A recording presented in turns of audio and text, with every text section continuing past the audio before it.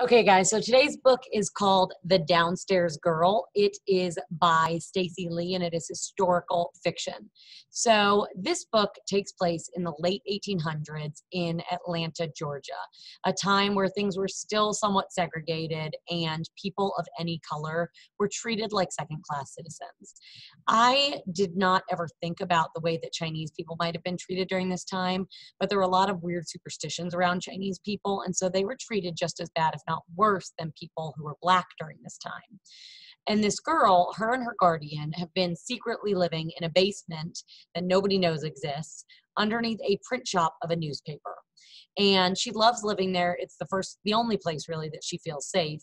And when she finds out that the newspaper might fold because their viewership is down, she decides to secretly write an advice column and name herself Miss Sweetie. And so she starts putting out all this advice, but a lot of it is very, women first, very feministic in a time period where women were told to just get married and have children.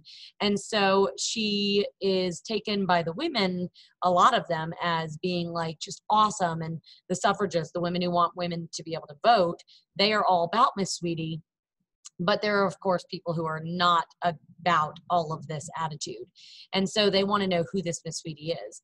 But pretending to be a white person, which she kind of does by being Miss Sweetie, can be punishable by being jailed or even worse, put to death. And so she has to keep her name secret. And all of that becomes much more difficult when she is found out by one of the people who work there. And then again, when she has to take a new job and finds out that there are some really unsettling things about her family heritage that she did not know about. Fabulous story, wonderfully written. I would definitely read another book by Stacey Lee.